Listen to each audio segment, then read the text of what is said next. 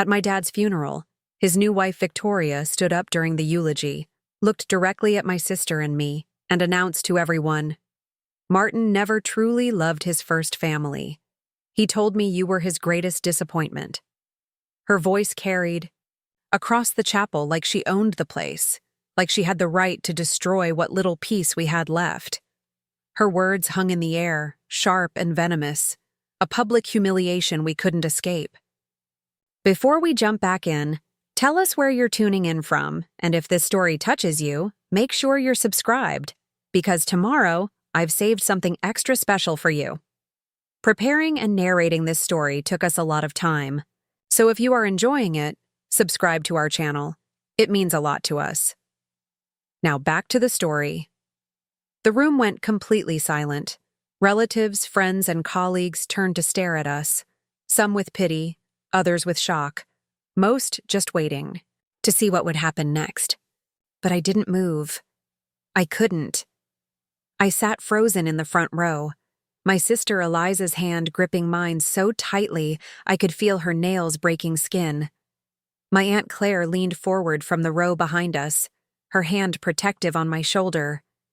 Every cell in my body wanted to scream, to lunge across the aisle and confront this woman who'd spent just 3 years with our father, yet claimed to know everything about his 30 years with us. But I remained still, because what I knew, what Victoria didn't, was that this story wasn't finished.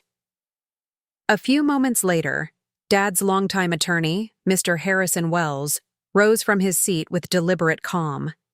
He carried a leather portfolio embossed, with my father's initials. Everyone watched him move toward the pulpit, uncertain if this was part of the planned service or something entirely unexpected. He turned to Victoria, his expression professionally neutral, and said, "Mrs. Donovan, before his passing, Martin left specific instructions to be read today." Victoria straightened her expensive black dress and tossed back her hair, as if preparing to receive some final validation. She took the offered folder like it was a prize she'd earned, opened it, and then the color drained from her face. The zob sound she made wasn't quite a gasp, not quite a sob. It was the sound of someone watching their carefully constructed reality collapse. Before the funeral, I hadn't cried much. I couldn't. Dad had been gone for 8 days. A sudden heart attack at 63, alone in his office late at night. They said it was quick, but those details didn't matter to me. What mattered was the emptiness that followed. The kind of silence that feels like a physical presence, heavy and unavoidable. The morning of the funeral plays in my memory like a film I've watched too many times. The smell of the coffee Eliza insisted on making, though neither of us could stomach it. The way Aunt Claire kept adjusting her necklace, the one Mom had given her before she died 7 years ago. The sound of my 11-year-old nephew, Ethan, asking in a small voice if Grandpa could see us from heaven. "You're doing great," Eliza whispered, as she straightened my tie in the hallway mirror. I didn't respond. I looked at my reflection and saw Dad's eyes staring back at me. Same hazel color, same slight crease at the corners. My hair was graying at the temples now, just like his had when he was my age. I was 41, but that morning I felt ancient and childlike all at once.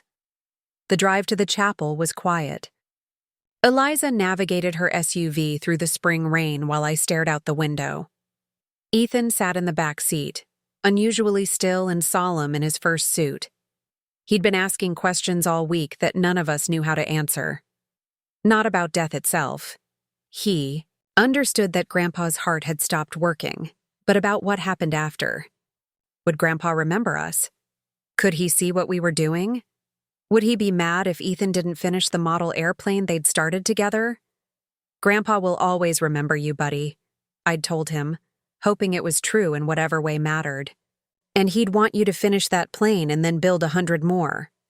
When we arrived at the chapel, I was surprised by how many people had come. Dad had been respected in his field. Structural engineering wasn't glamorous, but he'd helped design buildings that would outlast all of us.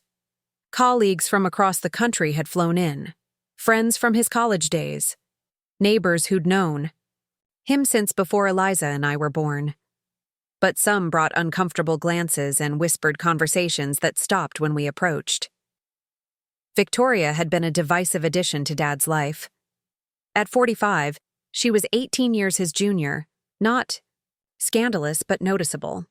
She'd been his executive assistant first, then friend, then suddenly wife in a ceremony none of us had been invited to attend.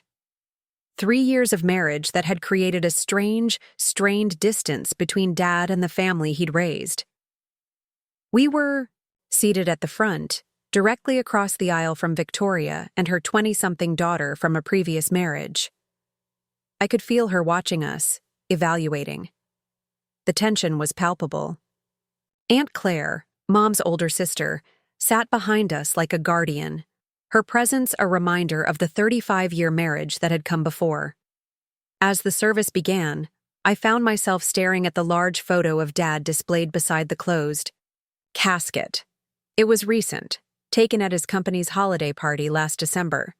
He was smiling, silver hair neatly combed, eyes bright. I wondered if he'd been happy then. Really happy. There had been so much I wanted to ask him, so many conversations, postponed because I thought we had time.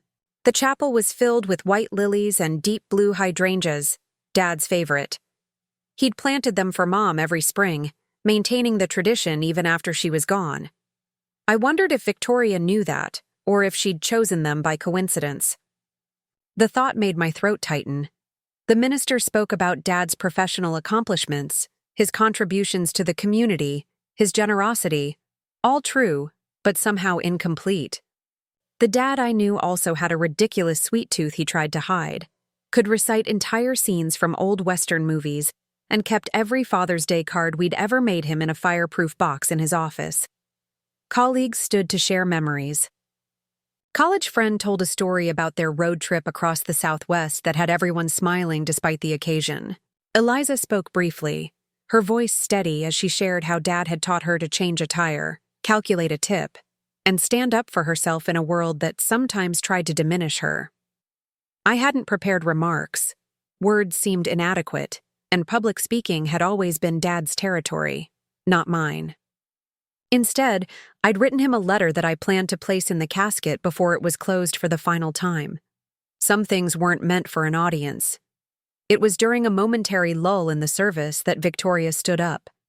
She hadn't been on the program, but she moved with such confidence that the minister stepped aside, assuming this must have been arranged. She adjusted the microphone, her diamond wedding ring catching the light. Martin Donovan was an extraordinary man, she began, her voice carrying that slight southern lilt that had always seemed exaggerated to me. And while many of you knew him for decades, I believe I knew the real Martin, the man he became when he finally found true happiness. I felt Eliza stiffen beside me. Aunt Claire made a sound low in her throat. Victoria continued, her eyes scanning the room before settling on us. Martin confided in me during our years together. He shared his regrets, his disappointments. Her gaze focused more sharply. He told me how he'd spent so many years feeling trapped by obligation, playing a role that never truly fit him. The implication hung in the air. Eliza's knuckles went white. I placed my hand over hers, silently begging her to stay calm. Ethan looked up at us, confused. He wanted to start fresh, to live authentically for the first time, Victoria continued. Our marriage gave him that chance. He told me just weeks before he passed that meeting me was the dividing line in his life. Everything before was duty. Everything after was choice. People shifted uncomfortably in their seats. This wasn't a tribute. It was a claim of ownership. A rewriting of history with the rest of us cast as burdens rather than beloved family. She looked directly at my sister and me. Martin never truly loved his first family. He told me you were his greatest disappointment. The words sliced through the air. He stayed out of obligation to your mother, and after she passed, out of habit. He was finally finding his real purpose with me. Gasps rippled through the chapel. Ethan's small body tensed beside me, and I placed my arm around his shoulders. Aunt Claire was halfway out of her seat before my uncle gently pulled her back. I felt something rise inside me, not just anger, but a strange, calm certainty. Because in that moment, I knew Victoria believed every word she was saying. She'd constructed a narrative where she was the heroine of Dad's story, the salvation he'd supposedly been waiting for. But narratives can be flawed, especially self-serving ones. Mr. Wells's intervention came at precisely the right moment. The attorney had been Dad's friend for over 40 years, since their college days. He knew our family history, had handled Mom's estate, had watched Eliza and me grow up.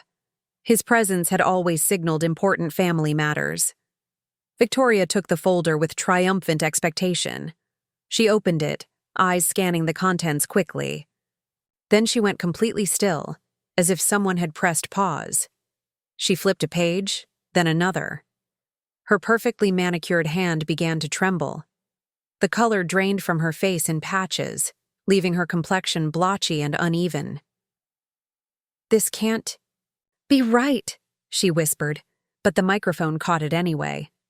"This isn't what we discussed." Mr. Wells remained impassive. "Those are Martin's final instructions, signed and notarized 3 weeks ago. As his attorney, I'm obligated to ensure they're carried out according to his explicit wishes." Victoria closed the folder with a snap. "I need to review this privately." "Actually," Mr. Wells interjected gently, "Martin specified that the contents be read publicly, here today, as part of his memorial service." She looked at him with naked hostility. "You've always hated me. You probably manipulated him, took advantage of his condition." "His condition?" Eliza's voice cut through the tension. "Dad wasn't ill. He had a heart attack without warning." Victoria's daughter stood now too, moving to support her mother, who suddenly looked unsteady. Mr. Wells reached for the folder, which Victoria clutched tighter for a moment before reluctantly surrendering it. He returned to the pulpit, opened the folder, and adjusted his reading glasses. "Martin asked that I read this to everyone gathered here today. These are his words." The chapel fell into complete silence. I could hear the soft patter of rain against the stained glass windows, the distant sound of traffic, the quiet sniffling of mourners. Ethan pressed closer to my side. Eliza reached for my hand again. Mr. Wells began reading in a clear, steady voice.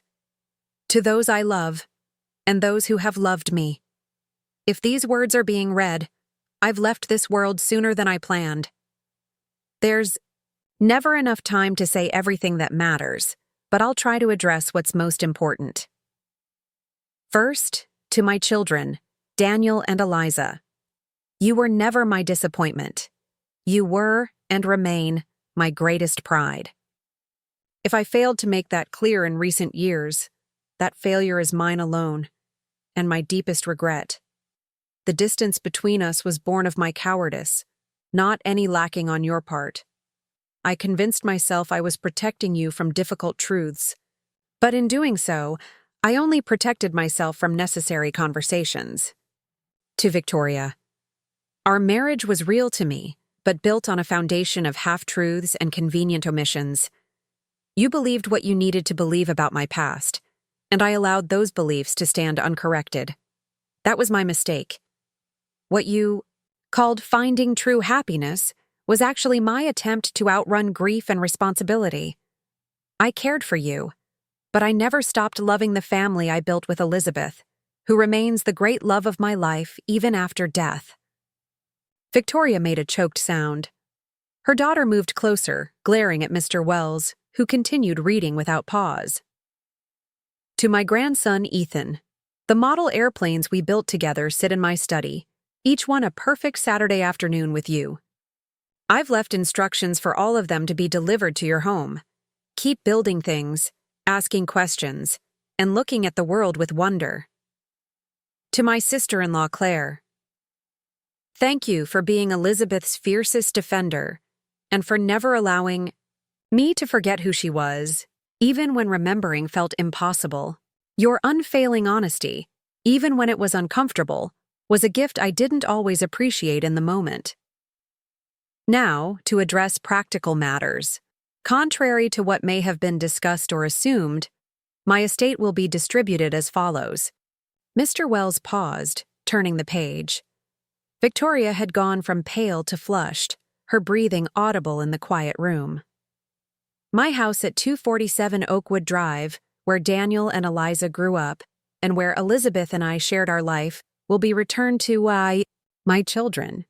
Victoria has been aware since our marriage that this property was held in a family trust and was never part of our marital assets. My ownership stake in Donovan and Associates Engineering will transfer to Daniel and Eliza in equal shares. The company was built with Elizabeth's support during our marriage, and it is my wish that it remain in the family. To Victoria, I leave the lake house property purchased during our marriage, along with the investment portfolio we established together, worth approximately $870,000. Additional specific bequests are detailed in the full will, which Mr. Wells will review with all parties in the coming days. Finally, I wish to address the wooden box currently in Mr. Wells's possession. At this, Mr. Wells reached down beside the pulpit and lifted a polished wooden box about the size of a thick hardcover book. It was made of dark walnut with a simple, brass clasp. Victoria stared at it, her expression unreadable. This box contains letters I wrote to Elizabeth every year on her birthday after she passed. A tradition I continued privately, even after remarrying. Victoria, I once told you I burned these as part of moving on. That was untrue. I kept them because they represent the part of my heart that never moved on and never could. I've instructed Harrison to give this box to Daniel and Eliza following this service. These letters belong to them as Elizabeth's children and as the living embodiment of our partnership. In closing, I ask forgiveness from those I've hurt through my actions or inactions. The complicated truth is that one can love imperfectly, fail repeatedly, and still hold certain people at the center of their world. Daniel and Eliza, you and your mother were always at the center of mine, even when I orbited too far from you. With enduring love, Martin Donovan. Mr. Wells closed the folder. The silence in the chapel was absolute. Then, like a wave breaking, small sounds began. A cough, a shifting in seats, the rustle of tissues being pulled from purses. Victoria remained standing, frozen in place, her daughter whispering urgently in her ear. I felt Ethan's small hand slip into mine. So Grandpa did love us, he whispered, loud enough for those nearby to hear. Yes, buddy, I managed, my voice thick. He always did. Victoria looked at me then, really looked at me, perhaps for the first time. Her carefully constructed reality had been publicly dismantled, her narrative revealed as just one perspective, and an incomplete one at that. Without another word, she turned and walked quickly down the aisle, her daughter following. The heavy chapel doors closed behind them with a definitive thud. Mr. Wells approached our pew, the wooden box cradled in his hands. He wanted you to have this immediately, he said quietly, offering it to me. There's more to discuss, but not here, not today. I took the box, feeling its weight. Not just physical weight, but the emotional gravity of years of unspoken words, of a connection that had apparently never broken even when it seemed to be fraying beyond repair. The minister, recovering his composure, stepped forward to continue the service. But something had fundamentally shifted in the room. The air felt clearer somehow, as if a fog had lifted. People who had been avoiding our eyes now met our gaze with genuine sympathy. The memory of Dad that had been momentarily distorted by Victoria's claims had been restored to its proper dimensions, not perfect, but authentic. As the service concluded, Eliza, Ethan, and I stood together receiving condolences from the long line of attendees. Many expressed outrage at Victoria's behavior, but I found myself unable to sustain anger. Instead, I felt an unexpected pity for her. She had believed the version of Dad that she needed to believe, just as he had written in his letter. Her humiliation today wasn't something I would have chosen, regardless of how she'd tried to diminish us. Later, when the chapel had emptied, and only family remained, Aunt Claire pulled me into a fierce hug. "Your mother would be proud of how you handled that," she whispered. "Both of you." She stepped back, wiping tears. "And Martin finally did right by you in the end." Uncle Robert squeezed my shoulder. "Your dad was complicated, Danny. Always was, even back in college. But he loved you kids fiercely. Never. Doubt that." Eliza joined us, Ethan close by her side. "Should we open it?" she asked, nodding toward the box I still held. "Or wait until we're home?" I looked at the polished wood, at Dad's initials inlaid in a darker timber on the lid. "Let's wait," I decided. "Whatever's in here, it's between Mom, Dad, and us. It deserves privacy." That night, after everyone had gone and Eliza had taken an exhausted Ethan home, I sat alone in my apartment with the box on the coffee table before me. I hadn't opened it yet, waiting for the right moment when Eliza and I could discover its contents together. But I placed my hand on its smooth surface, feeling a connection to both parents that I hadn't experienced in years. Dad hadn't been perfect. He'd made profound mistakes, hurt people who loved him, created distance where there could have been closeness.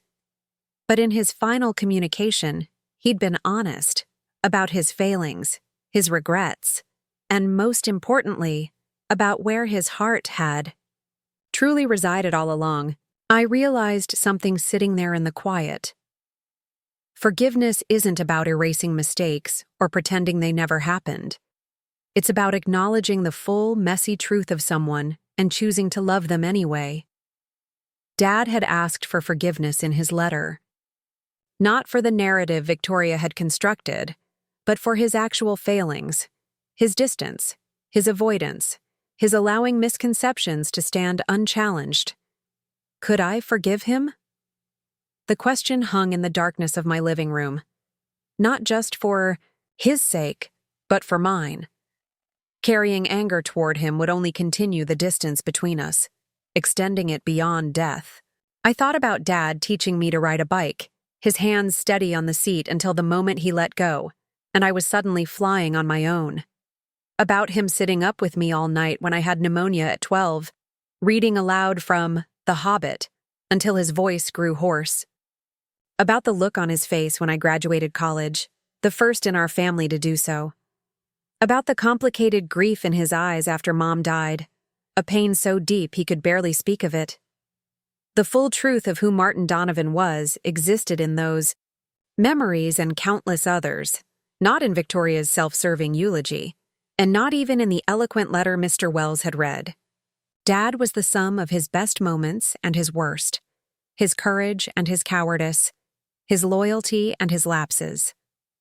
I went to the kitchen and poured a small measure of the scotch Dad had always favored. Returning to the living room, I raised the glass, slightly. "To complicated truths," I said aloud to the empty room, "and to finding peace with them." Tomorrow, Eliza would come over. We'd open the box together and read Dad's letters to Mom. We'd cry, probably laugh too. We'd find another piece of our family story.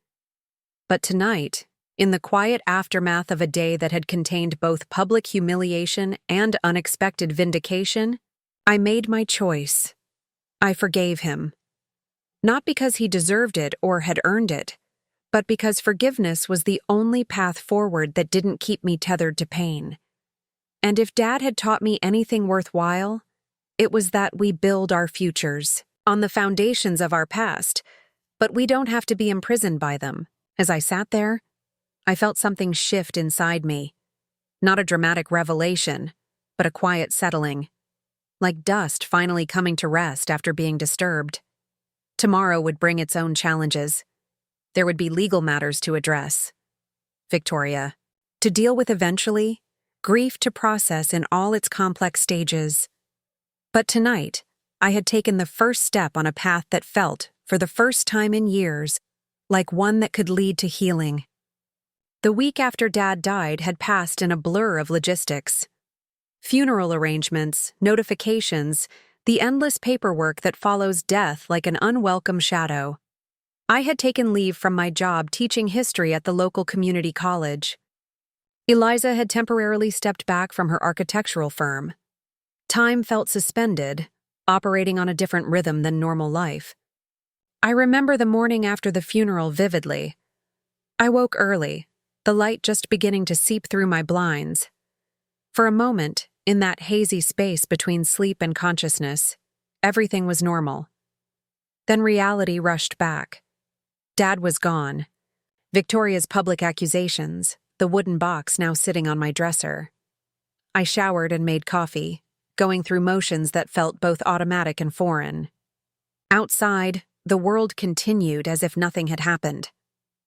My neighbor walked his golden retriever. A delivery truck rumbled past. A child rode her bicycle, training wheels still attached. Life persisted with ruthless indifference. Eliza arrived, just after 10, looking exhausted despite her careful makeup. "Ethan's with Robert and Claire," she explained, accepting the coffee I offered. "They're taking him to the science museum. Thought it might be good for him to have a normal day." We sat at my kitchen table, the morning light pooling between us. The wooden box sat untouched at the center. "Did you sleep?" I asked. She laughed without humor. "Not really. You?" "On and off." I traced the rim of my mug. "I keep thinking about Victoria's face when Mr. Wells read Dad's letter." "I don't want to talk about her," Eliza said sharply, then softened. "Not yet, anyway. I'm still processing. Everything." We sat in silence for a moment. Outside, birds called to each other, oblivious to human dramas. "Should we?" I gestured. Toward the box. Eliza took a deep breath. "Yes, it's time." I positioned the box between us and unlatched the brass clasp. The lid opened smoothly on well-oiled hinges. Inside, neatly stacked, were 7 sealed envelopes, each labeled with a date, Mom's birthday for 7 consecutive years after her death. The most recent was dated just 4 months ago. 7 years, Eliza whispered. He wrote to her every year. Even after he married Victoria, I noted, my throat tightening. The envelopes were arranged chronologically, oldest at the top. I lifted the first one carefully, as if it might disintegrate in my hands. The paper was heavy stationery, the kind Dad had always used for important correspondence. Mom's name was written in his distinctive handwriting, strong downstrokes, precise angles, unmistakably his. "Should we read them aloud?" I asked. Eliza hesitated, then nodded. "Start with the first one." "I don't think I can." I opened the envelope carefully, unfolded the letter inside, and began to read. "My dearest Elizabeth, today you would have turned 60. I bought lilacs, your favorite, and placed them in that blue vase you could never resist in antique stores. I keep finding them, you know, those blue vases. I see them in shop windows and think, Elizabeth would love that, before remembering you can't bring it home anymore. It's been a year without you, the longest year of my life. People say time heals, but they're wrong. Time just teaches you how to carry the weight without showing the strain.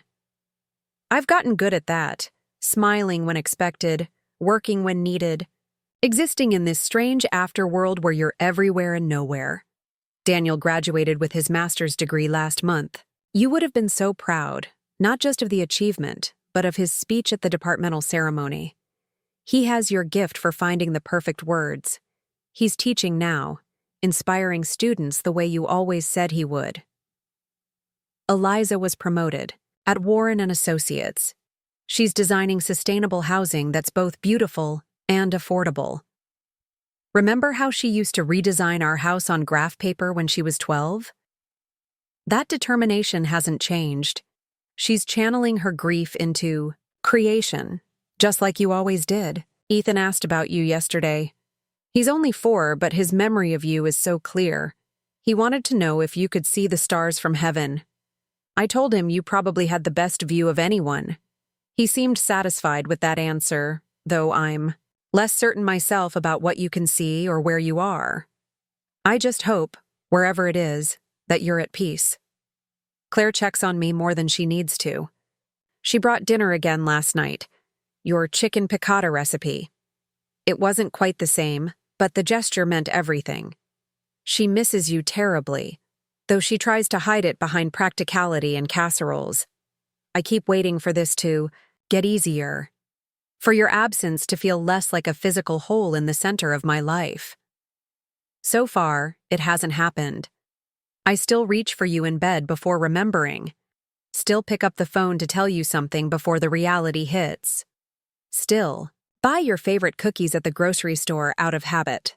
What I wouldn't give for one more conversation, one more chance to hear your laugh, one more opportunity to say what matters most, that you were the best decision I ever made, that you made me better than I could have been alone, that loving you was the truest thing I ever did.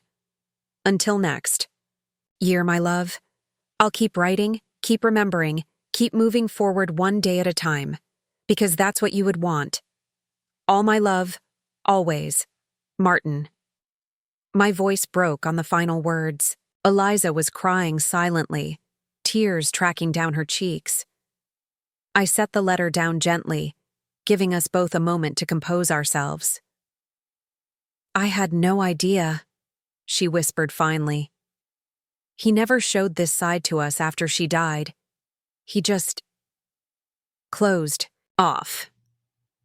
That was Dad, I said, keeping the deepest parts hidden.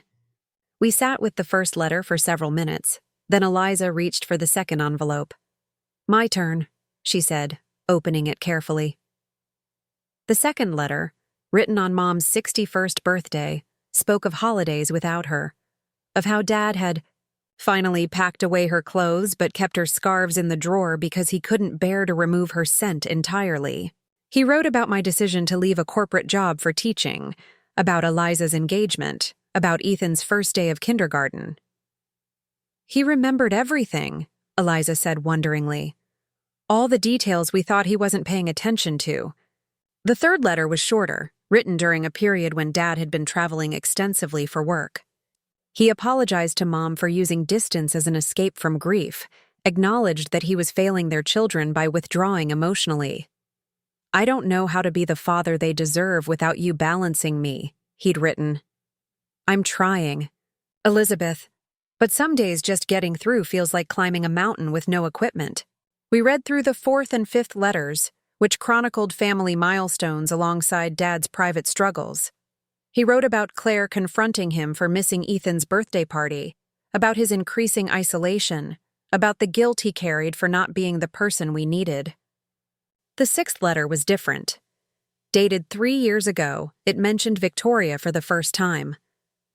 I've met someone, Elizabeth. Her name is Victoria, and she works at the firm. She's intelligent, capable, nothing like you, which is perhaps why I can tolerate her company. There's no risk of comparison. You remain incomparable. He described their initial friendship, how her admiration had been a balm to his wounded self-esteem, how her uncomplicated view of him, uncluttered by history or deep knowledge, had been a relief. I know what you'd say, he'd written, that I'm using her to escape rather than heal. That admiration isn't the same as understanding. That I'm hiding in her perception of me rather than doing the hard work of reconciling who I am with who I've been. You'd be right, of course. You usually were. The letter continued, describing his decision to pursue the relationship despite his reservations. The children are distant now, not physically but emotionally. I've created that gap through my withdrawal after losing you, and I don't know how to bridge it. Daniel watches me with your eyes, observant, seeing more than I want him to. Eliza has your stubborn strength. She keeps trying to reach me despite my walls. I've failed them both by turning grief into isolation. Eliza put the letter down, her hand trembling slightly. He knew exactly what he was doing, she said, anger edging into her voice. He understood why we were hurt, and he chose to keep pushing us away. He was honest about it, at least, I offered. To Mom, if not to us. Cold comfort, Eliza muttered, but her expression was more complicated than anger alone. We looked at the final envelope, dated just 4 months ago. This would have been written well into Dad's marriage to Victoria, just months before his death. My hand hovered over it momentarily before I picked it up. The paper inside was the same heavy stationery, but the handwriting showed subtle changes, slightly less steady, more deliberate, as if each letter required greater concentration. My dearest Elizabeth, 7 years without you. More than 2,500 days of living in a world you no longer inhabit. It doesn't seem possible. Sometimes. I still expect to hear your key in the lock, your voice calling my name. This will be my last birthday letter to you. Not because I've stopped loving you or thinking of you, but because I've finally realized what these letters have become. A way to avoid truly living in the present by maintaining a conversation with the past. You would have called me on this long ago if you could have. Victoria and I married 2 years ago, as you know from my previous letters. What I haven't admitted, even in writing, is the fundamental dishonesty at the heart of our relationship. She sees in me what she needs to see, the successful, confident man without complication or contradiction. I've allowed and encouraged this vision because it seemed easier than being truly known. She believes I've left you behind, that my life with you was somehow less authentic than what we share. I've never corrected this perception because the truth is too complex, too painful to articulate. How do I explain that my heart remains divided, not between 2 women, but between the man I was with you and the man I've become without you? I had a health scare last month. Nothing serious in the end, but it forced me to confront certain realities. I'm not getting younger. Time isn't infinite.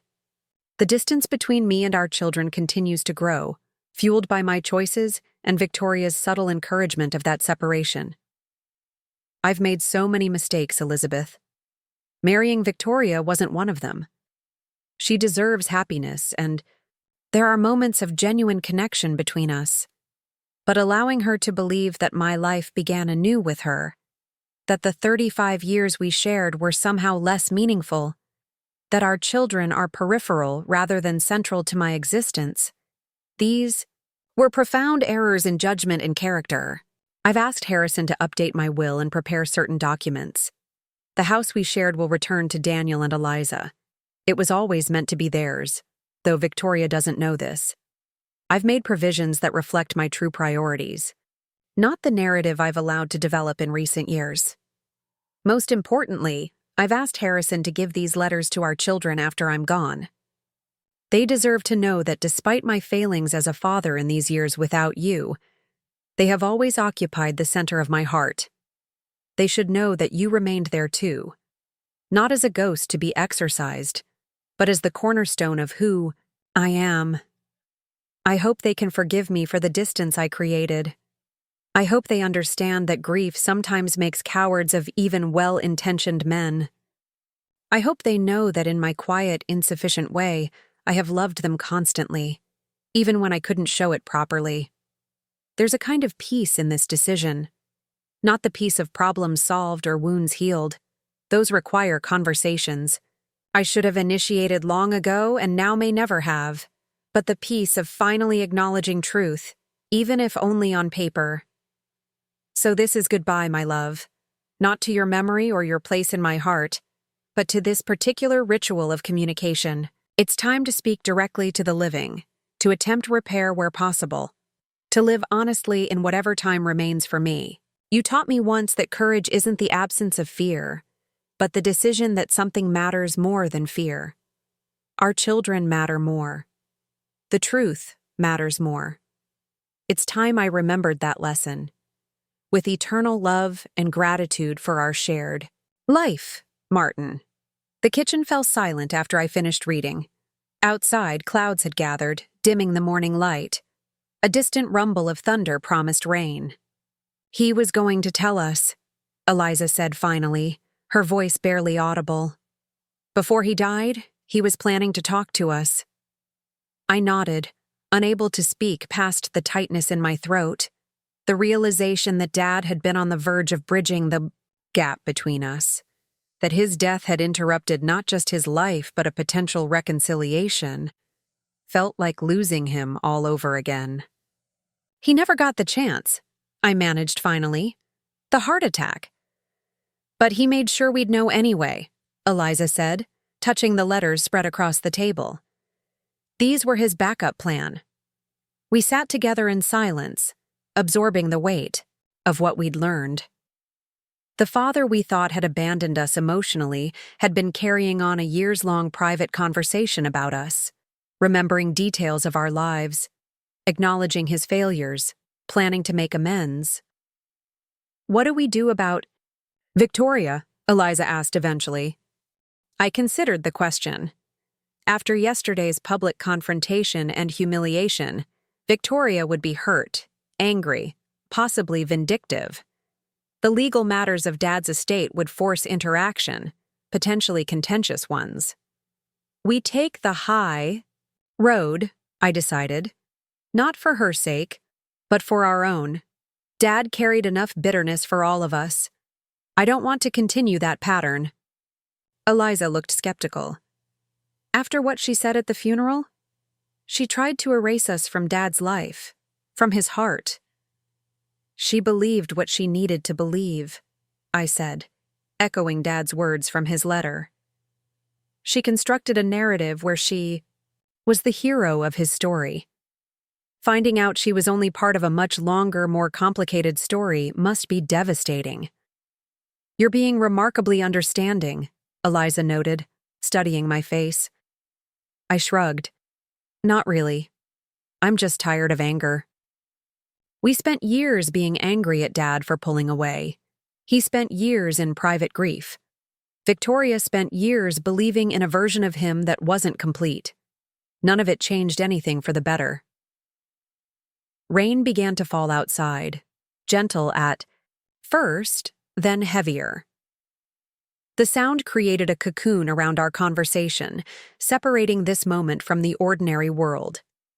These letters, I said, gesturing to them. They're like finding missing puzzle pieces. They don't change the overall picture of who Dad was or the mistakes he made, but they help make sense of it. They provide context. Context doesn't erase hurt, Eliza pointed out. No, I agreed, but it might help us process it differently. We carefully returned the letters to their envelopes, then to the wooden box. The morning had stretched into afternoon. We ordered lunch, eating quietly, both lost in our own thoughts. He loved us, Eliza said suddenly, breaking the silence. He really did, all along. Yes, I said.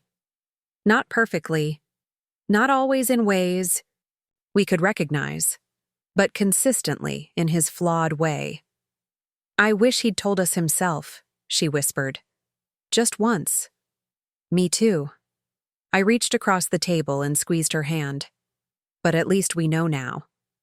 Later that afternoon, as Eliza prepared to leave to pick up Ethan, she paused at the door. What will you tell him? About yesterday? About the letters? I considered this. Ethan was perceptive, but still a child. He didn't need all the complicated adult truths at once. I'll tell him his grandfather loved him very much. That grown-ups sometimes make mistakes when they're sad or scared. That family is complicated but enduring. She nodded, satisfied. Simple truths first. The rest can come later. After she left, I returned to the kitchen and poured a small measure of Dad's scotch. I raised the glass in a silent toast, not just to him, but to Mom, to the complex, imperfect love they'd shared, to the family they'd created. The rain continued outside, washing away pollen and dust, creating temporary rivers along the gutters. There was something cleansing in its persistence, something hopeful in its rhythm. Tomorrow would bring practical matters, meetings with Mr. Wells about the estate, decisions about Dad's house. eventually some form of interaction with Victoria. But today had brought something we'd needed more urgently: understanding. Not complete, not perfect, but enough to begin healing the wounds of misperception and distance. Dad's letters revealed a man divided, between past and present, between the family he'd built with Mom and the life he'd constructed after her death, between authentic emotion and convenient narrative. They showed his awareness of his failings, alongside his enduring love. It wasn't the father we thought we'd lost, nor the father Victoria had claimed at the funeral. It was someone more human, more flawed, and ultimately more real than either version. A man who had loved deeply, grieved, profoundly, failed repeatedly, and finally found the courage to acknowledge truth, even if too late for direct conversation. As evening approached, I called Eliza to check on her and Ethan. They were making pizza together. A normal Friday night activity resumed despite the extraordinary week we'd experienced. Normalcy was its own kind of healing. "I've been thinking," I told her, "about Dad's house." "What about it?" she asked cautiously. "We should keep it," I said. "Not as a shrine or anything, but as a connection. For Ethan, for us. We could update it, make it a place we actually want to spend time, make new memories there." There was a pause before she responded. "I'd like that," she said finally. "It feels right somehow." After we hung up, I stood at my window watching the rain gradually ease. Streetlights flickered on, creating halos in the damp air. Life continuing, changing, evolving, just as our understanding of Dad had evolved today. The wooden box sat on my coffee table, no longer mysterious, but now a bridge between past and present. Dad's final gift hadn't been the legal provisions he'd made or even the revelation of his true feelings. It had been permission to see him completely: virtues and flaws, strength and weakness, love and failure all existing together in one complicated, fully human heart. I thought about Victoria, wondering how she was processing everything that had happened.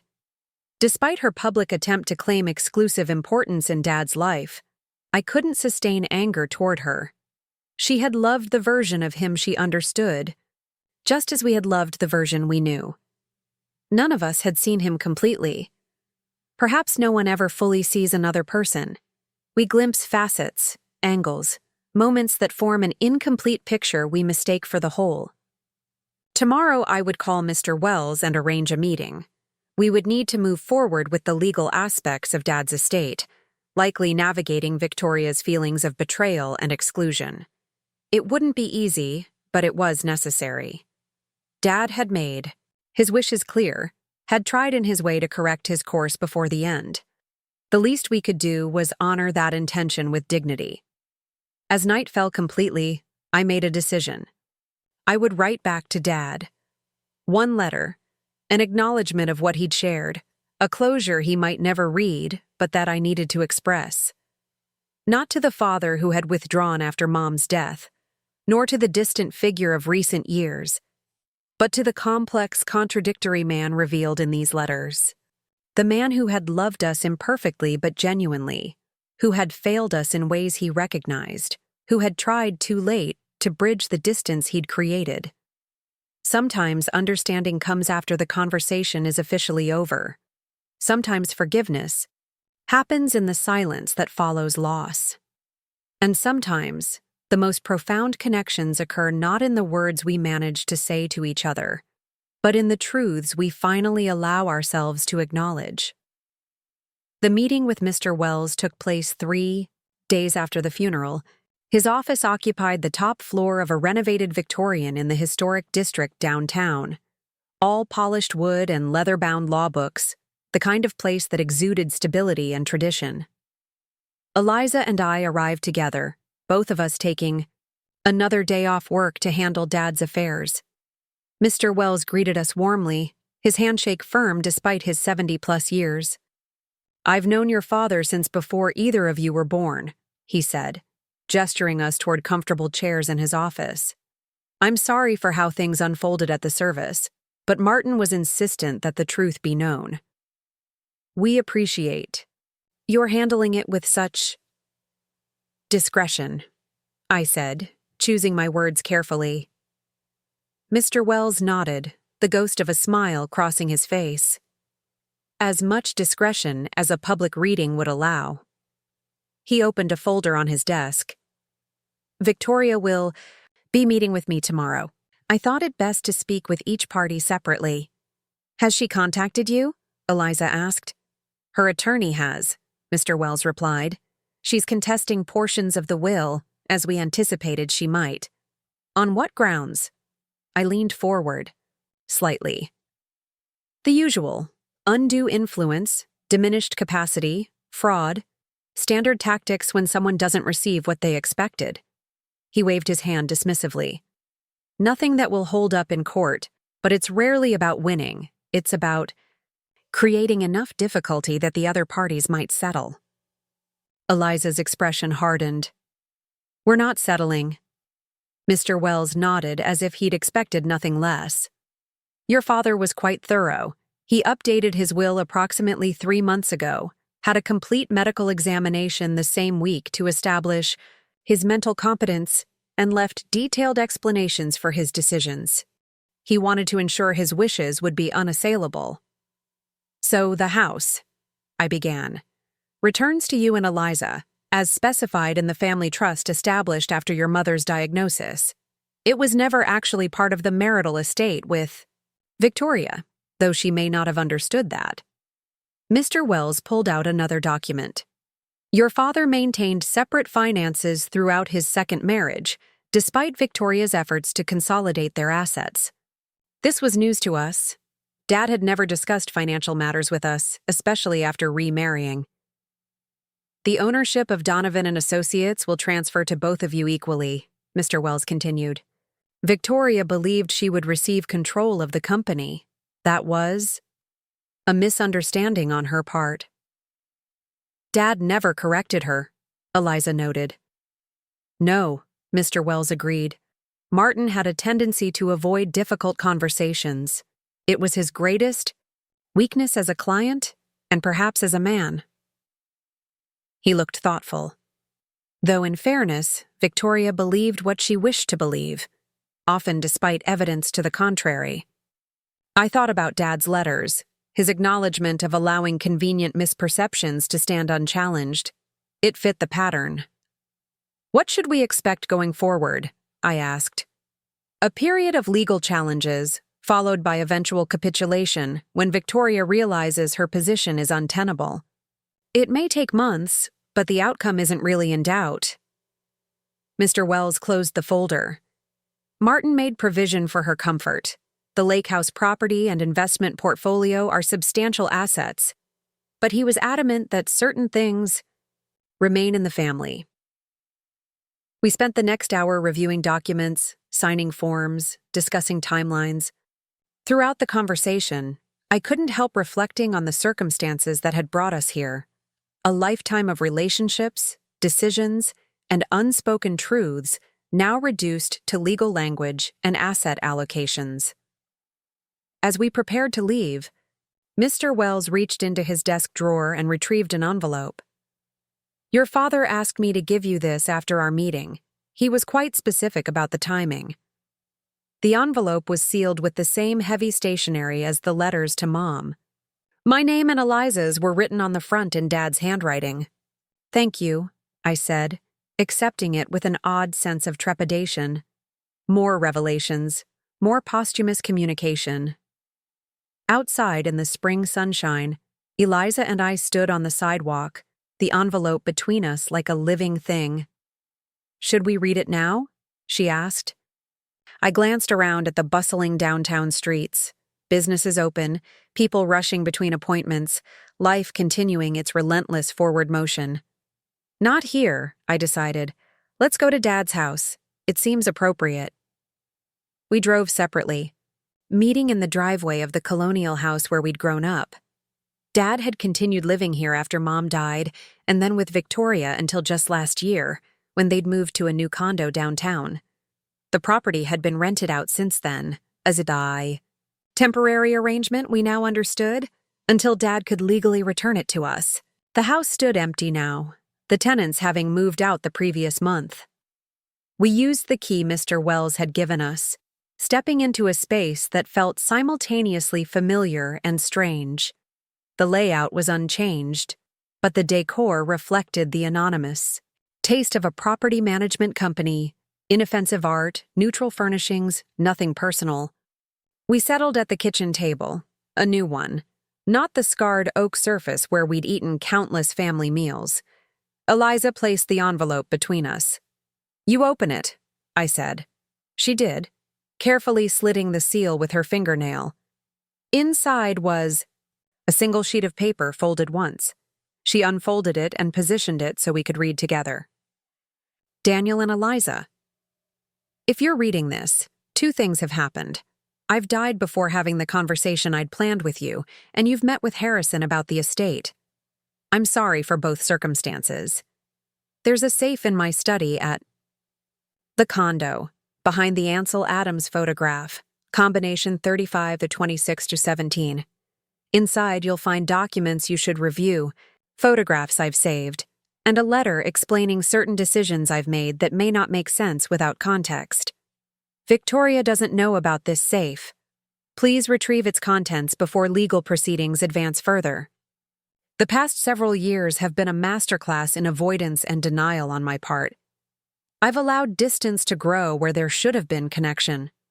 I've permitted misunderstandings because the truth seemed too complicated to articulate. I've failed as a father not through lack of love, but through lack of courage. The house you're likely sitting in as you read this has always been meant for you. It was your mother's wish, and mine. The company we built together belongs to our family legacy. These weren't difficult decisions for me, despite what you might hear from Victoria in the coming days.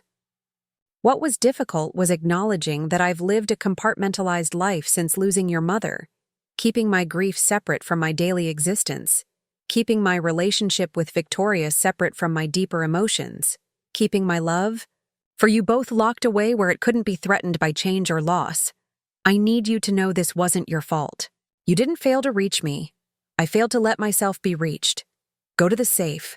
Read what's there. Then decide what kind of relationship you want with the memories I've left behind. I love you both, imperfectly, but completely. Dad. We sat in, silence after reading, the weight of Dad's words settling around us. Outside, a lawnmower droned somewhere down the street. Inside, the house's emptiness seemed to amplify our heartbeats. The condo, Eliza said finally. We need to go there before Victoria does. I nodded. Today, if possible. We left the house, locking memories behind us temporarily. The drive to Dad and Victoria's downtown condo took 20 minutes, through neighborhoods that transitioned from suburban to urban, past landmarks that had defined our childhood geography. The doorman recognized us, offering condolences as he let us in. "Your father was a good man," he said. "Always had a kind word, remembered my children's names." These small testimonials kept appearing, evidence of a life well lived in ways we hadn't always witnessed. Dad and his public persona, generous and attentive, while his family experienced his emotional absence. Another compartment in his segmented existence. The condo was on the 12th floor, with views of the river and downtown skyline. It was modern, minimalist, nothing like the warm clutter of our family home. Victoria's influence was evident in the sleek furniture, abstract art, and absence of family photographs. "Do you have a key?" Eliza asked as we reached the door. I shook my head. "No, but..." I reached up to the doorsill, feeling along its length until my fingers found what I was looking for, a small magnetic box. Dad had always kept a spare, key hidden, a habit from before electronic backups and smart locks. Some patterns never change, even when everything else does. The key worked. We entered cautiously, feeling like intruders despite Dad's explicit invitation. The condo was pristine, unlived in since Dad's death. Victoria was staying with her daughter, according to Mr. Wells. The study should be down the hall, I said, remembering the layout from our few visits. Dad's study was the only room that reflected his personality rather than Victoria's design aesthetic. Bookshelves lined one wall, filled with engineering texts, histories, and the mystery novels he'd always enjoyed. His desk faced the window, positioned to catch the morning light. Photographs here were professional rather than personal. Dad, receiving awards, breaking ground on major projects, speaking at conferences. The Ansel Adams photograph hung on the inner wall, a famous image of Yosemite Valley in winter. I carefully removed it from its mounting, revealing the expected wall safe. The combination, 352617, opened it smoothly. Dad's birth month and year, and Mom's birth month. Dates that meant something to him, not random numbers. Inside the safe was an expandable file folder, a small jewelry box, and several USB drives labeled by year. I removed everything, placing it on Dad's desk. Eliza stood beside me, her expression a mixture of curiosity and apprehension. "Where do we start?" she asked. I opened the expandable folder. Inside were several document sections, each neatly labeled: real estate, company transition, personal effects, and Victoria. We started with real estate, finding detailed documentation of the family, trust that had protected our childhood home, along with Dad's intentions for its future use. The company transition section contained a multi-year plan for transferring leadership of Donovan and Associates to us, with notes about key employees, major projects, and client relationships. "He thought of everything," Eliza murmured, paging through the meticulous instructions. The personal effects section included an inventory of items with sentimental value and their intended recipients. Mom's jewelry for Eliza, Dad's watch collection for me, specific books and mementos for Ethan, even particular pieces of art for close friends. We hesitated before opening the Victoria section. It felt invasive somehow, peering into the private aspects of their relationship. But Dad had wanted us to see everything. Inside were financial records, prenuptial agreement documents, and a separate sealed envelope labeled Context. I opened it carefully, unfolding several pages of Dad's handwriting. "I met Victoria Harrington at a particularly vulnerable time," it began. Elizabeth had been gone for 4 years, and the grief had settled into a kind of permanent numbness. The children were adults with their own lives. The house felt emptier than ever. I was successful professionally, but adrift personally. Victoria joined the firm as an executive assistant to the management team. She was competent, ambitious, and attentive in ways that filled certain empty spaces in my daily existence. She listened when I spoke, anticipated my needs, created an environment where I felt respected and valued without the complications of deep history. Our relationship evolved gradually from professional to personal. Looking back, I can see how carefully she managed this evolution. Subtle flattery, shared confidences, the construction of a narrative where she alone truly understood me. I'm not suggesting calculation on her part, at least not initially. I believe she was genuinely attracted to what she perceived as my success, stability, and status. What began as opportunism evolved into genuine attachment. Victoria came from a background of financial insecurity and family instability. Security was her primary love language, and I represented that in abundance. When we married, I was 59.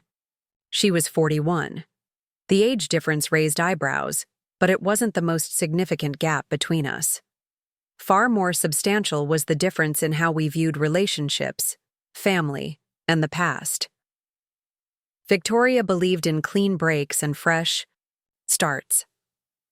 Her own family history was troubled, and she had methodically distanced herself from it. She expected me to do the same with my previous life, to compartmentalize Elizabeth's memory, to reduce my connections with Daniel and Eliza to occasional, superficial interactions, to embrace a new identity defined primarily by my relationship with her. I allowed this expectation to stand unchallenged. It was easier than explaining that love doesn't work that way, at least not for me.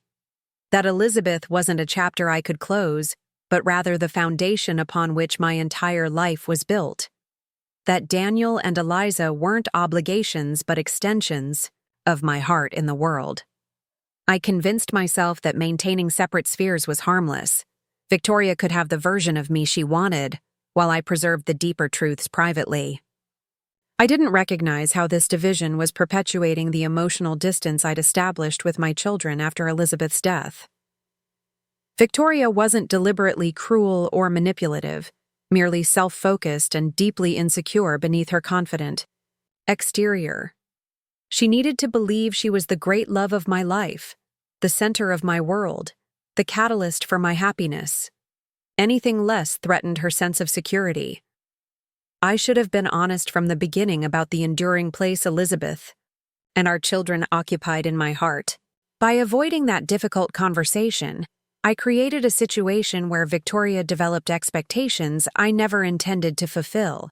Expectations about her role in my life, her place in our family business, her claim on assets I always intended to preserve for Daniel and Eliza. My recent health scare brought these issues into sharp focus. Confronting mortality has a way of clarifying priorities and illuminating mistakes. I realized I could no longer maintain the divisions I'd created, between past and present, between public and private selves, between convenience and truth. I've begun taking steps to address these failures, starting with this documentation and the changes to my will. Victoria will not understand or accept these decisions easily. She will feel betrayed because, from her perspective, she will have been betrayed. The narrative we constructed together is being rewritten without her consent. I regret the pain this will cause her. I do not regret the decisions themselves, which represent my true intentions and values. Daniel and Eliza, if you're reading this, I've failed to have the conversations I intended to have with all parties. The responsibility for that failure is mine alone. I ask that you treat Victoria with compassion, despite whatever difficulty she may create in the coming months. Her actions will stem from hurt rather than malice, from shattered expectations rather than entitlement. This isn't an excuse for the behavior you may witness, merely context that might make it more comprehensible. The jewelry box in the safe contains your mother's engagement ring and wedding band. Victoria doesn't know I kept them. They belong to our family history, to the love that created you both. The USB drives contain family photographs and videos. I've preserved digitally. Memories I've reviewed often in private moments, another compartment Victoria never accessed. I've lived divided for too long. In death, at least, I hope to achieve the integrity that eluded me in life's final chapter. The letter ended there, unsigned but unmistakably Dad's voice, thoughtful, analytical, accepting responsibility while providing nuanced understanding. I looked at Eliza, who was wiping tears from her cheeks. He knew exactly what he was doing, she said softly. All of it. And the consequences, I added. He knew Victoria would contest everything, that she'd feel blindsided and betrayed. Yet he did it anyway. Eliza picked up the small jewelry box, opening it to reveal Mom's rings. A modest diamond solitaire and simple gold band that had never matched Victoria's more ostentatious taste. Because some things mattered more to him than avoiding conflict. We gathered everything from the safe, including the USB drives that represented a hidden archive of our family history. As we prepared to leave, I took one last look around Dad's study. The books he'd read, the chair where he'd sat, the space where he'd finally confronted the divisions in his life and made decisions to address them, even if posthumously. In the elevator down to the lobby, Eliza turned to me. What do we do now? About Victoria, about all of this? I considered the question carefully. We honor Dad's wishes, legally and otherwise. We defend what he wanted to preserve for us. But we also remember what he asked of us, to show compassion for Victoria despite the difficulties ahead. That's a tall order, Eliza said skeptically. It is, I agreed. But I think it's the right approach. Not because Victoria deserves our compassion particularly, but because harboring anger and resentment would only continue the patterns Dad was trying to break at the end. The elevator doors opened to the lobby. As we stepped out, a familiar figure rose from one of the seating areas, Victoria, dressed impeccably as always, her expression a careful mask of composure. Our eyes met across the marble floor. For a moment, no one moved or spoke. The expandable folder felt suddenly conspicuous under my arm. Victoria approached slowly, her heels clicking against the hard surface. "I thought I might find you here," she said, her voice controlled but tight. "Collecting what you believe is yours." Eliza tensed beside me. I placed a subtle, restraining hand on her arm. "Victoria," I acknowledged with a nod. "We're following Dad's instructions." Her gaze flickered to the folder, then back to my face. Martin left many instructions, it seems, some contradicting others. "Not contradicting," I corrected gently. "Just more complete than you were led to believe." Something flashed in her eyes. Anger. Hurt. Perhaps both. "You have no idea what Martin and I discussed, what he promised me." "Actually," Eliza said, her voice softer than I expected, "we have his own explanation. His perspective on your relationship, on his decisions, on the promises made and unmade." Victoria's carefully maintained composure wavered slightly. "He wouldn't." "He did," I confirmed. "Dad documented everything, Victoria. Not to hurt you, but to ensure we all understood the truth eventually." She stared at us, calculation and emotion warring on her face. "My attorney will receive all necessary documentation," I finished for her. "But the legal strategy won't change the underlying reality. Dad made provisions for you, the lake house, the investment portfolio. He didn't leave you destitute." "This isn't about money," she snapped, color rising in her cheeks. "It's about respect, about honoring what we built together." "Dad respected you," I said quietly. "He also respected his history, his first family, and the promises he made before he met you. Those things can coexist." Victoria looked away, blinking rapidly. For the first time, I saw beyond her polished exterior to the vulnerability beneath. A woman facing the collapse of her understanding of her marriage, her future, her place in a family narrative. "I loved him," she said, almost to herself. No," Eliza responded, surprising me again with her gentleness. "In your way, you did.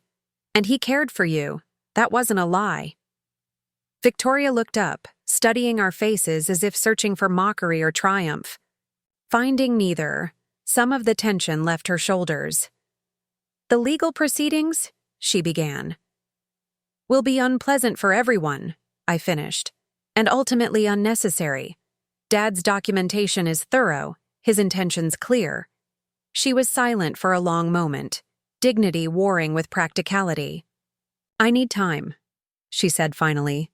"To think, to consult my attorney, to—" She gestured vaguely, perhaps indicating the need to reconstruct her understanding of her marriage and its aftermath. "Of course," I nodded. "Mr. Wells has all the relevant information. When you're ready to discuss next steps, we'll be available." She gave a stiff nod, then walked past us toward the elevator, her posture rigid with the effort of maintaining composure. As we exited the building into the afternoon sunshine, Eliza sighed heavily. "That was unexpected," I supplied. "But maybe necessary." "You were kinder than I expected to be," she admitted.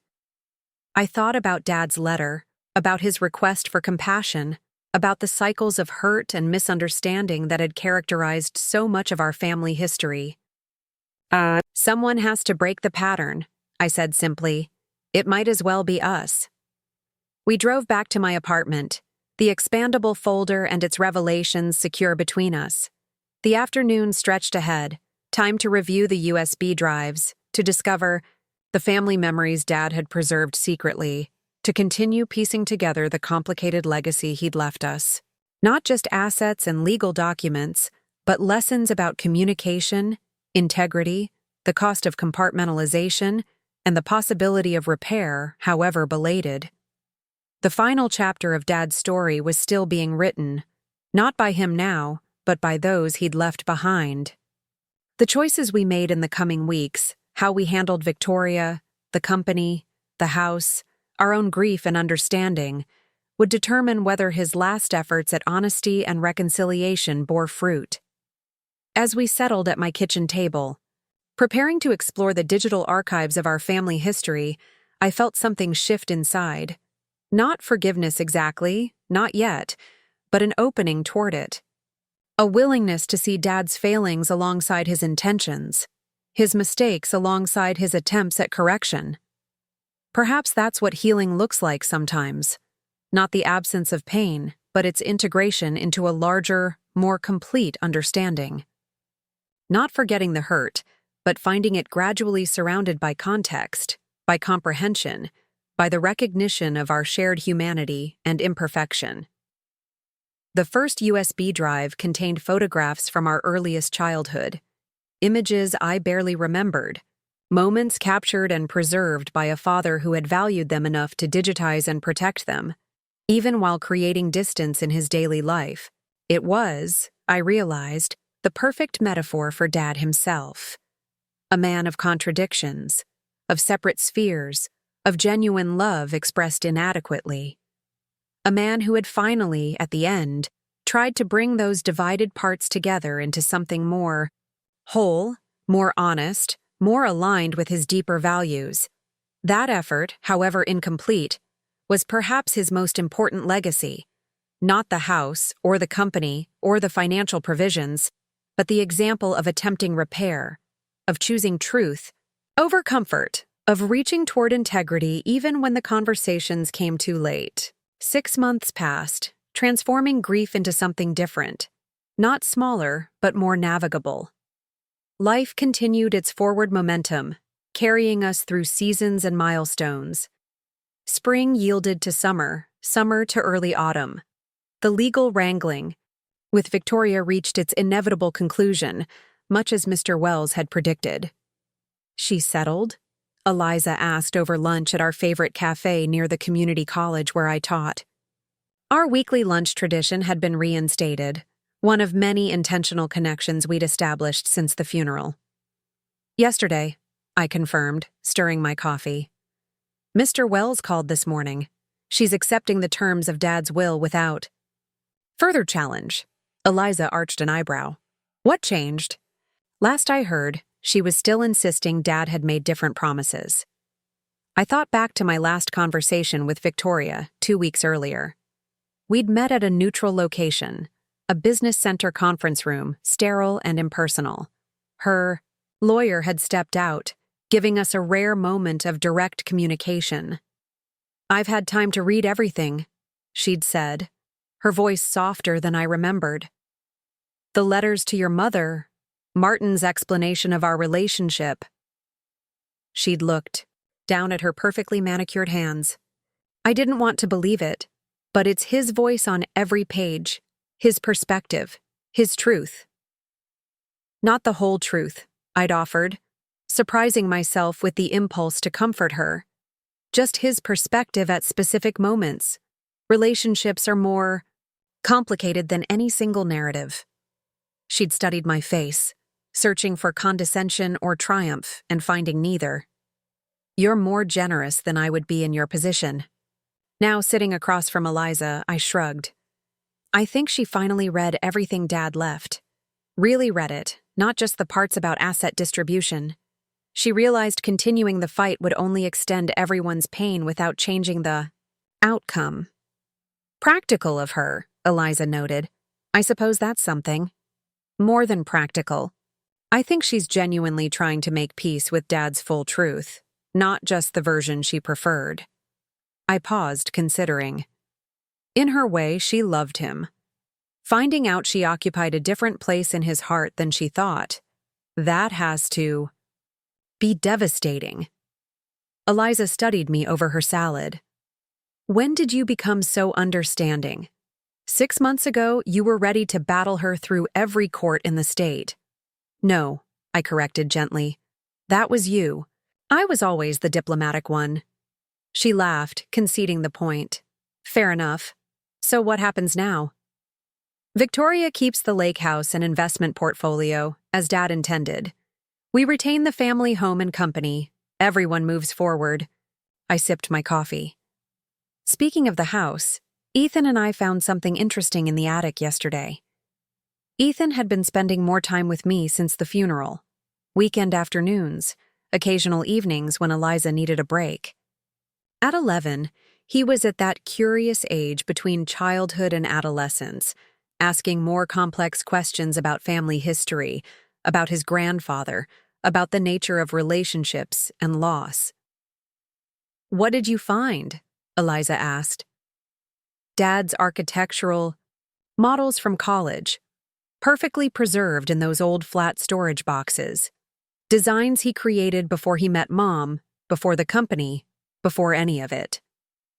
I smiled at the memory of Ethan's excitement upon discovering this tangible connection to his grandfather's creative mind. Ethan wants to restore them for his school heritage project. That's perfect, Eliza said, her expression softening. Dad would have loved that. We'd been gradually reclaiming the family home, deciding what to keep, what to update, what to release. Not turning it into a museum of the past, but acknowledging its place in our history while creating space for new memories. Eliza was considering moving in with Ethan next year after some renovations. I'd been spending weekends there, sorting through decades of accumulated history. How's the company transition going? I asked, shifting topics. Eliza had taken a more active role in Donovan and Associates, applying her architectural expertise, while I maintained my teaching position, serving more as a consultant on the business side. Better than expected, she said. The senior team has been surprisingly supportive. I think they always knew Dad intended for us to take over eventually, even if Victoria had a different impression. And that client in Chicago? The company's largest project had been in jeopardy during the legal uncertainty. Signed the contract renewal yesterday. Eliza smiled, satisfaction evident. They specifically mentioned wanting to work with the next generation of Donovans. Dad's reputation still carries weight. Our conversation drifted to other topics. My upcoming tenure review, Ethan's school activities, friends we needed to reconnect with. The ordinary stuff of life that continues alongside grief and renewal. After lunch, I returned to campus for office hours. My students were working on oral history projects, capturing family stories across generations.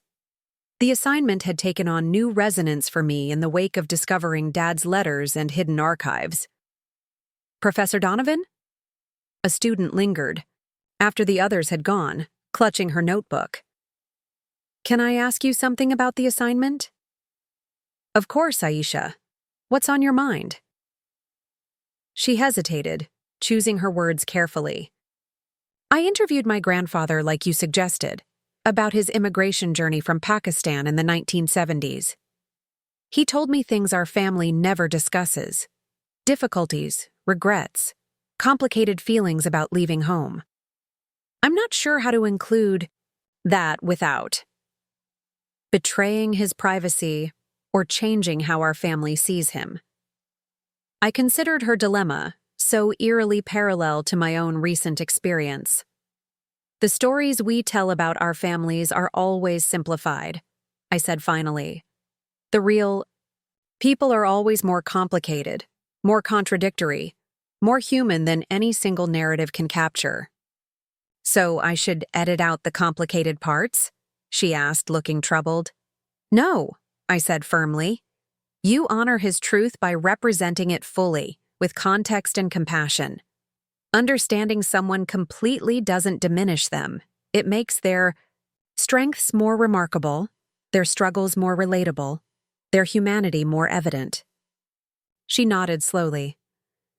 I think I understand. It's not about creating a perfect story, but an authentic one. Exactly. Perfect narratives exist nowhere in real life, only in the stories we construct to make sense of messy reality. After she left, I sat at my desk reflecting on how Dad's death had changed me, not just in the expected ways of grief and responsibility, but in my understanding of human complexity. The past 6 months had been a masterclass in holding contradictory truths. Simultaneously, Dad had failed us and loved us. He had withdrawn and preserved. He had compartmentalized his life and ultimately sought integration. That evening, I met Claire for dinner at her favorite Italian restaurant. At 74, Mom's sister remained fiercely independent, though her health had begun showing signs of age. These monthly dinners had become another ritual, maintaining connections, preserving family history, bridging generations. Victoria called me yesterday, Claire announced after we'd ordered, surprising me into momentary silence. She called, You? Claire and Victoria had never been close. In fact, they'd maintained a careful distance throughout Dad's second marriage. Claire nodded, adjusting her reading glasses. Quite unexpected, she wanted to apologize for her behavior at the funeral and afterward, said she'd been operating under misconceptions that weren't entirely her fault. That's significant, I managed, trying to imagine Victoria making such a call. Indeed, we had quite the conversation about your father, your mother, grief, and its strange effects. Claire sipped her wine thoughtfully. She's not who I thought she was, Daniel. No, I agreed. Probably not. None of us are exactly who others perceive us to be. Claire smiled slightly. When did you get so philosophical? You sound like your mother. Elizabeth always saw people's complexities, their contradictions. She understood your father better than anyone, his brilliance and his limitations. I've been thinking about them a lot. Their relationship, what made it work despite Dad's difficulties with emotional expression. Acceptance, Claire said simply. Elizabeth accepted Martin completely, not just his strengths, but his struggles. She didn't excuse his shortcomings, but she understood their origins, the experiences that shaped him. Like what? I realized how little I knew about Dad's early life, the factors that had formed him before he became husband and father. Claire considered perhaps weighing what to share. Your father's childhood wasn't easy. His own father was emotionally distant, demanding perfection without offering approval. His mother tried to compensate, becoming something of a buffer between them.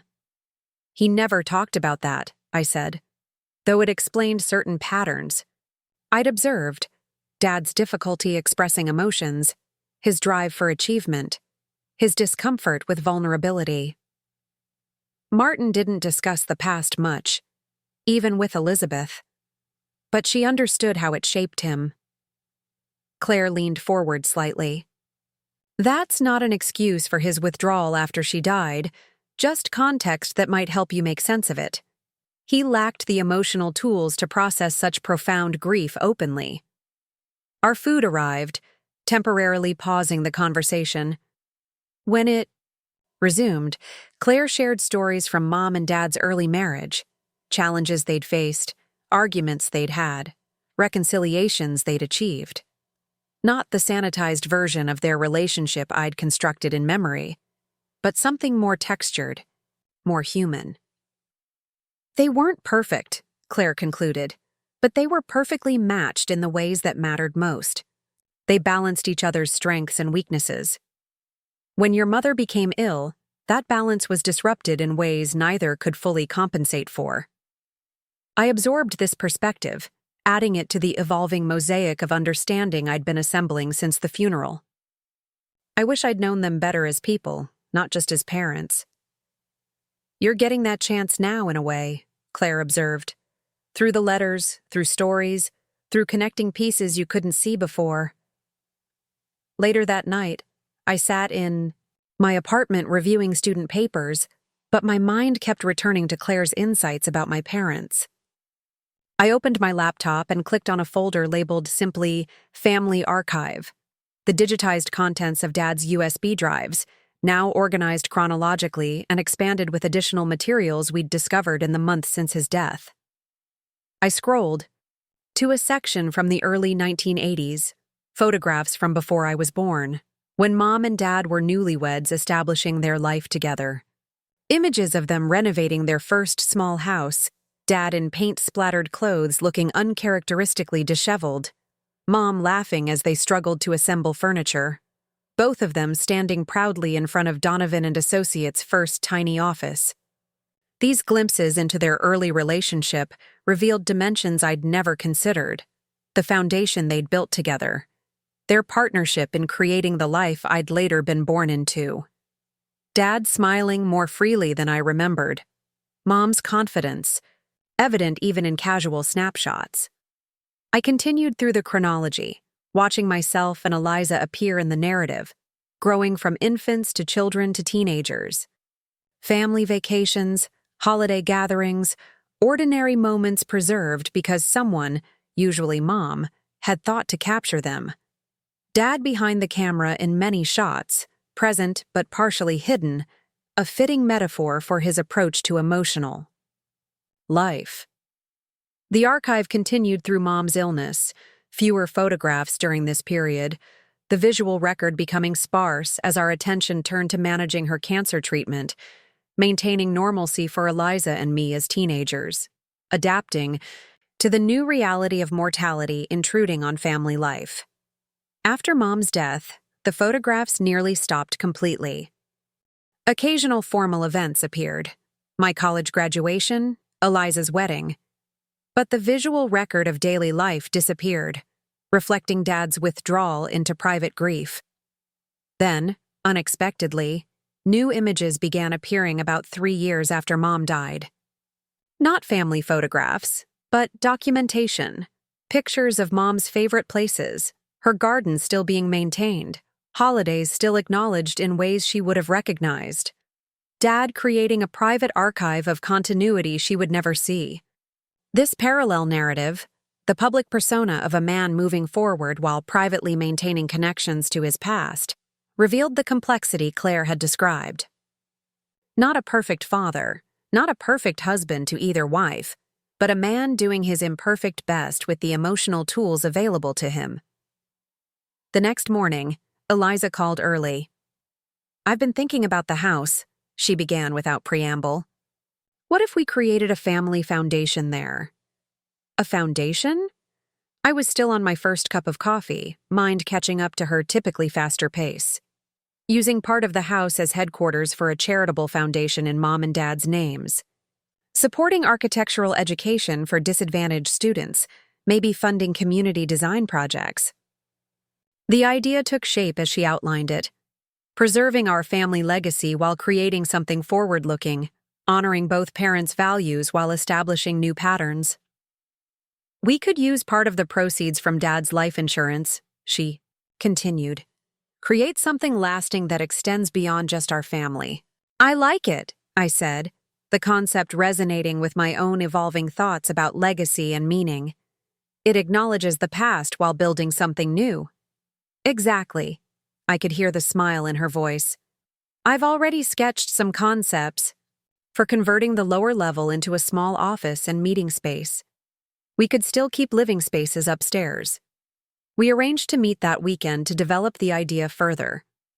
After hanging up, I felt a familiar blend of grief and anticipation, mourning what was lost while discovering new possibilities emerging from that very loss.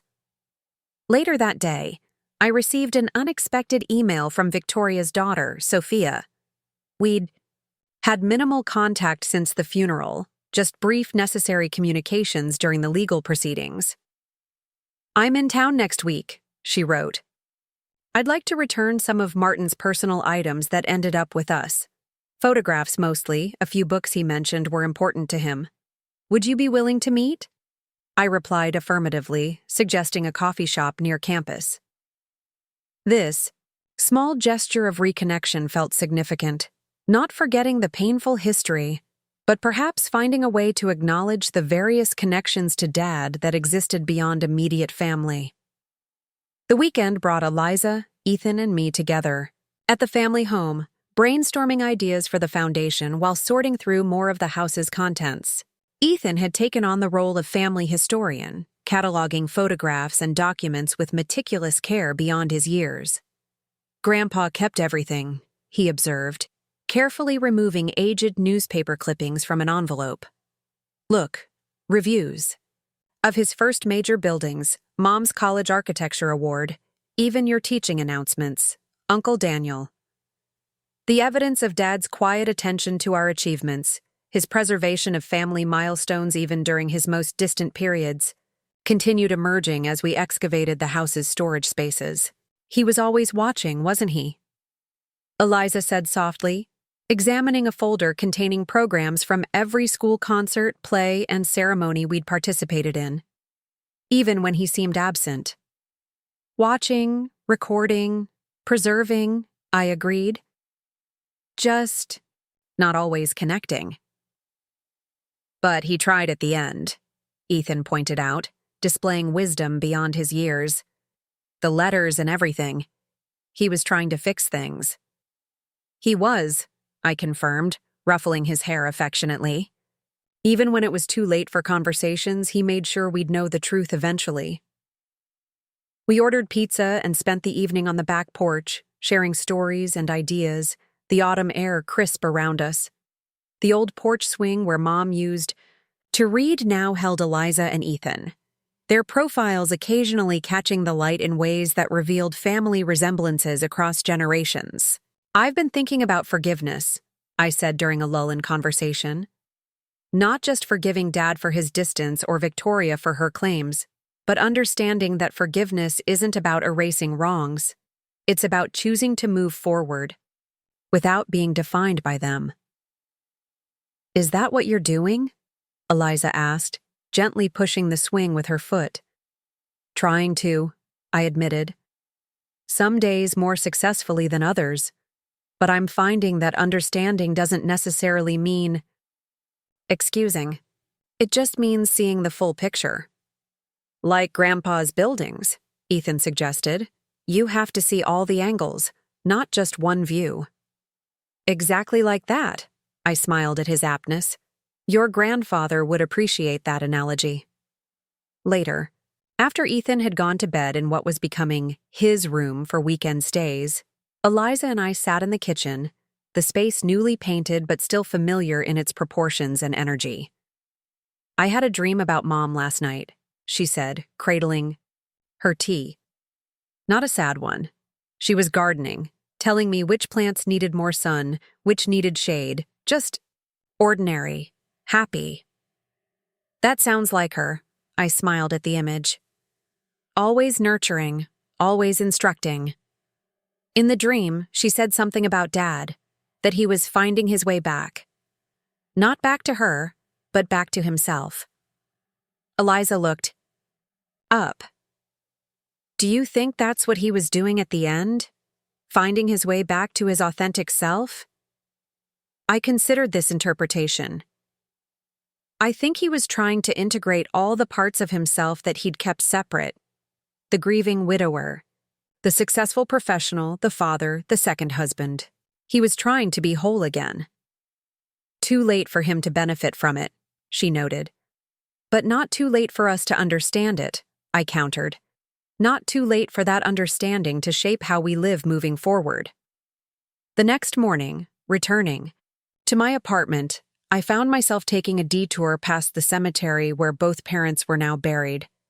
I hadn't visited since the funeral, partly from avoidance, partly from uncertainty about what such a visit would mean. The October morning was Clear, the cemetery peaceful. I found their graves easily. Mom's headstone weather-worn after 7 years. Dad's still new. The earth only recently settled. I hadn't brought flowers or other offerings, just myself and the accumulated understanding of recent months. Standing there in the autumn sunshine, I realized something fundamental. My relationship with Dad hadn't ended with his death. It had evolved, transformed by revelations and insights that continued unfolding. Not the relationship I would have, chosen, certainly, but one that continued teaching me about complexity, about the limitations of perspective, about the possibility of understanding across boundaries of time and communication. I get it now, I said aloud to the silent stones. Not completely, but enough. Enough to move forward carrying what matters, leaving behind what doesn't. A light breeze stirred the nearby trees, sending a shower of colored leaves spiraling downward. Nature's reminder that endings and beginnings coexist, that transformation continues even when particular forms change. Walking back to my car, I felt lighter somehow. Not unburdened.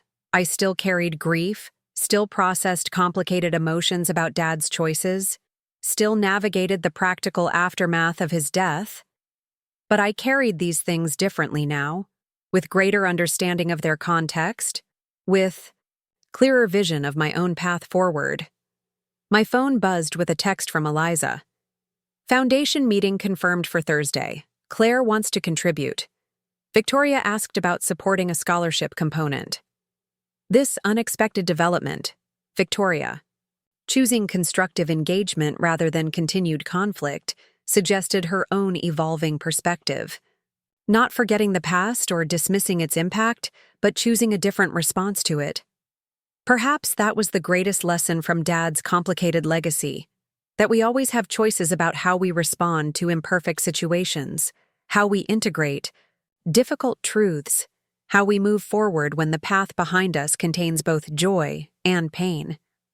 As I drove home, I thought about the students in my oral history class, about Aisha discovering the complexities in her grandfather's story, about how understanding our personal histories, with all their contradictions and complications, allows us to write our futures with greater intention and awareness.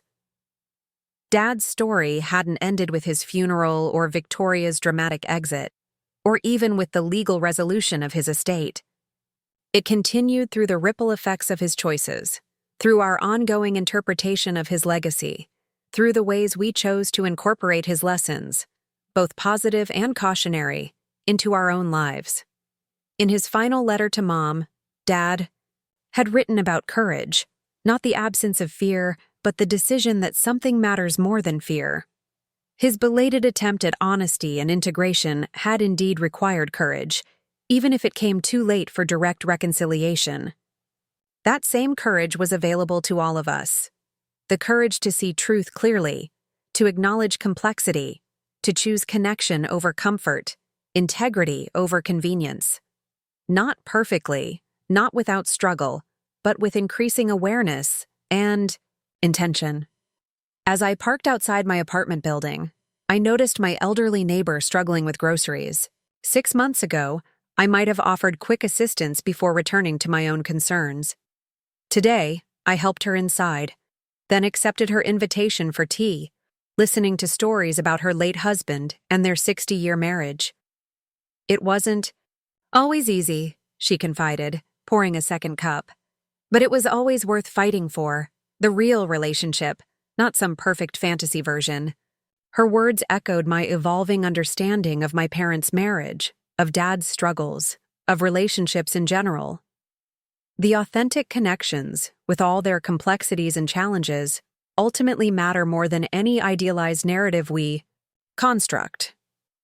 Later, preparing for Monday's classes, I revised my oral history assignment, adding a component about contextualizing family stories, seeing them not as simplistic moral tales, but as multidimensional narratives that reveal our shared humanity, understanding that the most valuable legacies often lie not in what we achieve or accumulate, but in how honestly we face our complexities and how courageously we attempt repair, even when imperfect, even when belated. Dad's funeral had begun, with Victoria's attempt to claim exclusive importance in his life, and ended with the lawyer revealing his final, more complex truth. But the real story continued unfolding long after that day, in letters read, in archives discovered, in conversations had, in understandings reached, in forgiveness offered not because it was deserved, but because it created space for something new to emerge. If this story has taught me anything, it's that endings are rarely as final as they appear, that understanding comes in layers rather than revelations, and that love, in all its messy, contradictory, imperfect forms, remains our most powerful legacy, outlasting even our most significant failures, connecting us across the boundaries of time, distance, and even death itself. Up next, you've got 2 more standout stories right on your screen. If this one hit the mark, you won't want to pass these up. Just click and check them out. And don't forget to subscribe and turn on the notification bell so you don't miss any upload from us.